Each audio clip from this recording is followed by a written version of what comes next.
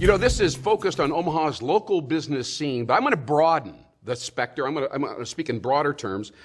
In fact, I'm going to encourage you with two words: fly higher. Let's look at a broader perspective. Let's talk about the entire state of Nebraska, and let's stick with our entrepreneurial focus that we've been rolling on for some time here in WowBiz Weekly. We love entrepreneurs, their freshness, the vitality, the innovation, the willingness to take a risk. My name is Lynn Hinderaker. You're on WowBiz Weekly, and this is a great interview coming right up. Miss Rose Jaspersen is head of the Nebraska Enterprise Fund. She's got her fingers in all kinds of small entrepreneurial ventures, Main Street ventures across the entire state. Please bring our friend Rose Jaspersen right on here. Yes. Hi. Hi, Lynn. Great to see you. Good to see you. Thank you for your persistence, right? Yes. And hanging in there with us and coming back here for our, this would be the second to the last taping here for this particular season. Right here at Hickson Lead Auditorium at Creighton University and the Business School. Outstanding group of people here supporting us and being so helpful to us. Rose, you know, I know you've been involved with micro-enterprise. Why don't you explain to people what that is? Who are the people that you are trying to help in the state of Nebraska? A micro-business is a business that typically has 10 or fewer employees. 10 or fewer, okay. And we talk about a micro-loan being a loan of $50,000 or less. 50,000 or less, all right. My organization actually has the capacity to go larger than that. Okay. So we're not limited to just the micro sector. But in the state of Nebraska, 86% of the businesses would be micro businesses. Sure, and that's not unusual. Actually, when people, unless you've heard that statistic before, I think we're all surprised at how many, the preponderance of very, very small businesses constitute, you know, our business sector. Yeah. Actually, I learned the other day, I was talking to the Chamber of Commerce here in Omaha, and I said, how many businesses are there? And they said, well, in the general metro area, there's about 22,000. And I said, how many of them are under 5 employees? And they said 12,000. So over 50% or so. Right. All right, now, what do you do for these people? I'm not sure a lot of people realize how much you do and how long you've been doing what you're doing. So give us a little background, then we're going to talk about entrepreneurialism. Okay.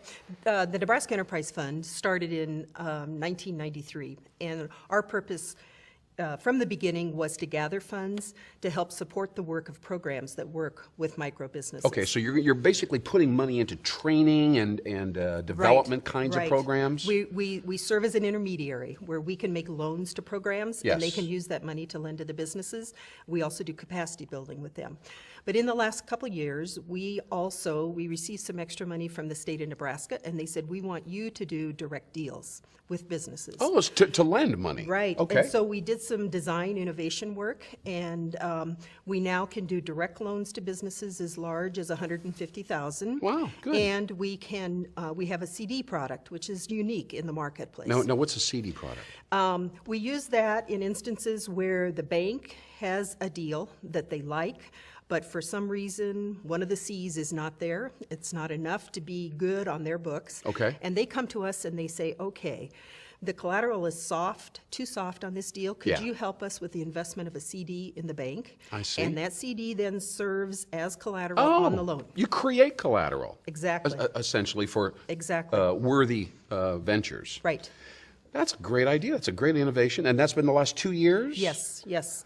And how's that going exactly? It's working very well. We are a small staff of 4. Yes. And so the banks do an excellent job of underwriting, and they save us a lot of time. They can call or we call them, and in a matter of a few days, we have this all worked out. And, I see. And we don't have the investment in time. Some of these, my initial concern was, would we in some way be abused because we'd be brought in on deals where maybe the collateral wasn't necessary. I see. But that is not the case. Okay. We've had several of them already paid back within a year, where the bank says, you know, this business is sailing the way they said it would, and we're comfortable here, take this money back, and we'll bring you another deal. Oh, that's so good. So you have now do you have a small portfolio then of businesses that you're directly involved in? Yes, we do. Okay. Can I ask 6 or 8 or? Oh, no. Right around 50 right now. 50? Right. Really? Right. Wow. So your footprint in the state of Nebraska right now is getting broader. Yes. Now, is most of your operating money coming from, I want to say, Kathy Lang and the Economic Development Department in Lincoln? Is that where the money's coming from? Is it taxes or what? We get money from the federal level. Okay. We are a certified CDFI with the U.S. Department of Treasury. Got that. And CDFI is key in being supportive of this. We get some money from SBA. Okay. We get some money from USDA.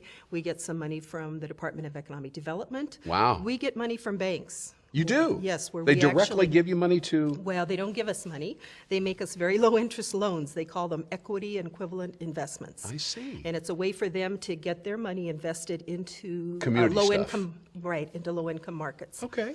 So Very we interesting. go to a variety of pools. Now, what is the most effective, going back to your core traditional business of augmenting and training and development and technical training, I think they call Right. it. What's the most effective thing that you do? I mean, do you hold training seminar? Do you help people write business plans? You know, what is it exactly? On the program side, as an intermediary, we actually do trainings where we get together and we bring in experts and they provide zero-cost training for staff of nonprofits here in Nebraska that do this lending. Okay. On the business, So you train the nonprofits who in Right. turn do the lending. right? We build their capacity to right. receive training in state rather than having to travel nationally, Okay. whatever. Yeah. And we provide one-on-one TA for them. They can call us. We've actually helped a couple of them also become certified CDFIs because of Okay. our experiences. On the business side of it, typically a business will call us. They'll say, you know, this is where I'm at. Yeah. And first thing we'll ask is, do you have a relationship with the bank? Yeah. Because if they do, that's where we like to start. Long term, that's where the businesses belong. So is in you a help bank them, relationship. they go back to their home bank or whatever bank Possibly, they've been if that's working possible, with. right, Yeah, right. Okay. And then we work with them on the business plan, on the Okay. pro forma, you know, whatever it is they need. We think of ourselves as filling gaps, both in financing and technical assistance, and we think of ourselves as being flexible. It's like a tile floor where someone has set the tiles out, but they haven't grouted it yet. We're the grout. I love that metaphor. There's these I puzzle. love that metaphor. How about a little bit, a round of applause for that metaphor? You know, I do a lot of presentations about communication stuff, and I help people try to actually arrive at metaphors for what their brand is or what they really do. So, I mean, that's a great one. I just had to support Thank that. you. Now, as we wrap up here, let me ask you this. What's the next, give us a State of the Union on entrepreneurialism in Nebraska. And I'm talking, 30 seconds here.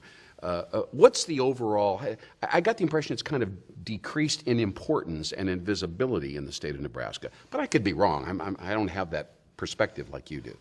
Depending on where an individual is located, Yeah. Particularly in the rural parts of the state, Yes. entrepreneurship is the best opportunity for individuals to grow and build an asset base Yes. over the course of their work life. Yes. And I think that will always be the case. I think as a state, we need to focus money and time there.